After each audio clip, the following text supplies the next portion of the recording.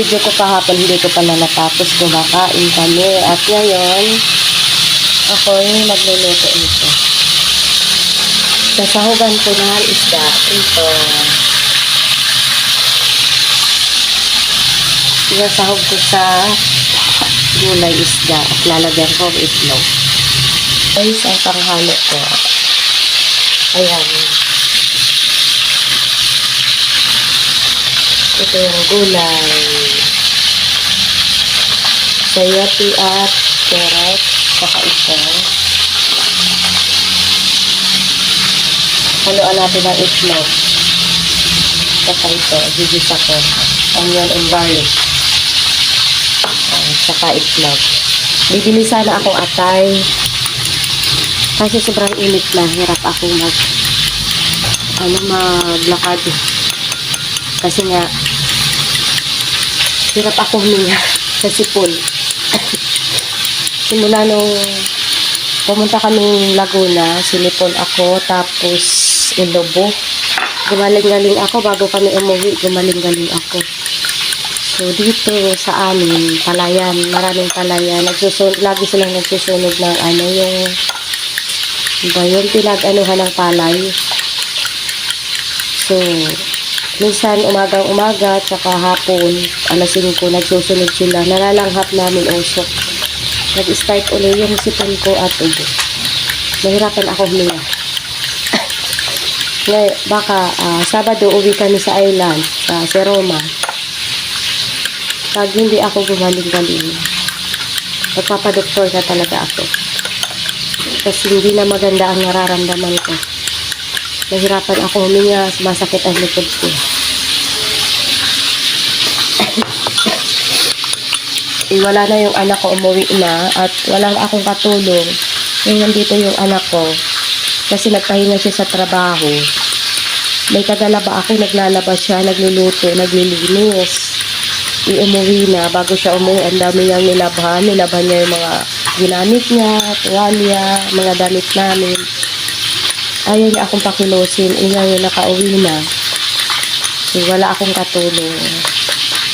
Maglaba tsaka maglinis. Hindi ba pwedeng mapigilan gawa ng nagtatrabaho. Kanya naman ako ito, ngayon nagkasipon ako, nahirapan din ako huminga. Natatakot ako. Yung bahay doon sa amin, pinapagawa ni Bossing. Ipinapatapos kasi pagdating dito ng September, yung mga bagyo-bagyo nang nadaan hanggang December, January. Yung mga bagyo-bagyo nang nadaan. Kaya ihahabol namin yung bahay. Kasi sa sobrang init ngayon, hindi natin masisigurado ay baka may dumaan sa atin. Hindi naman natin sana wala naman. Kaya pinapaayos na yung bahay doon. So uuwi kami ng Sabado. Babalik kami ata Monday. Pero pag hindi nag-okay ang pakiramdam ko, ay magpapadoktor na ako. Pero pag medyo nag-okay naman, hindi na ako magpapadoktor. Pero nga, ang problema sa akin, lagi ako may sipon. At pag sinipon ako, inuubo na ako. Kaya siguro kailangan ko magpa-doktor. Titingnan natin. Kasi ang hirap pag may sakit. Ako lang nakilos dito sa bahay. Gigisa na ako guys, bawang sibuyas. Diyan ko kayo ilalagay. At wala akong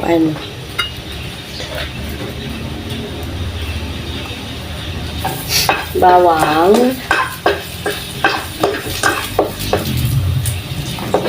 Igigisa natin ang bawang.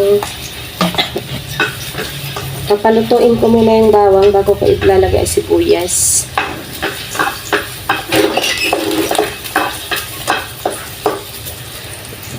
Ayan guys, nilagay ko na yung gulay. Gisa-gisa lang naman yan eh. Nilagay ko na yung gulay. Tapos, mamaya, lalagay ko yung itlog tsaka yung isda. So, ganyan lang yan. Gisa-gisa lang. Hindi man mahirap si Busing pakainin. Hindi ako nahihirapan dyan. Basta luto ko. Ay, patutumba ka. Basta luto ko, kakain siya. Hindi ako nahihirapan dyan. Gusto niya ang luto ko. Kahit anong luto ko. Ganyan lang ginagawa ko, mga gisa-gisa. Pero ang binanggigisa ko, olive oil. Para medyo ano. Pero kaunting-kaunti lang nilagay ko mantika. Kasi nagprito ako isda.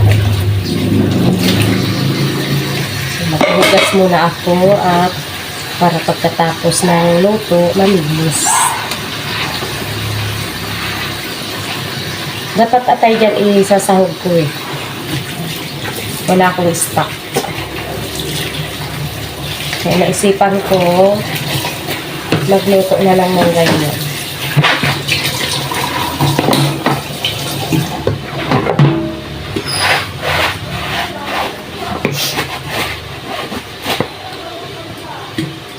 Sana hanggang mamayang gabi para hindi na ako magluto mamayang gabi.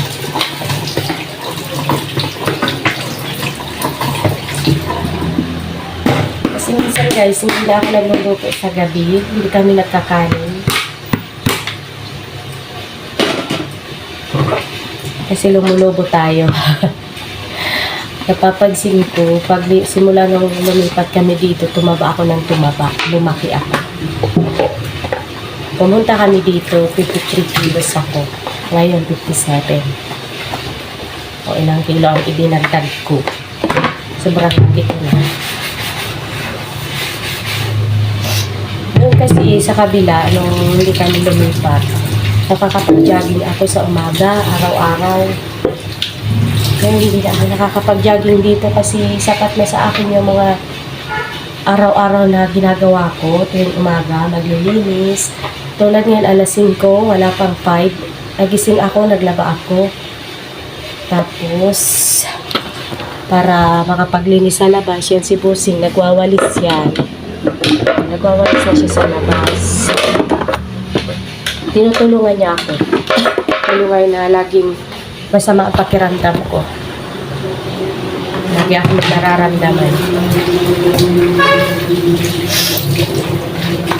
Sa init siguro po.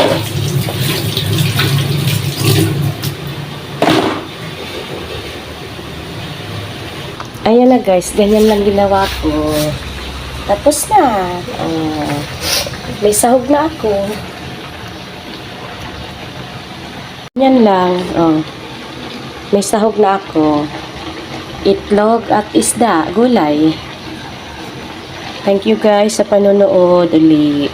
Pasensya na, wala akong video ilang araw at nahirapan ako. Lagi lang nakapikit ang mata ko.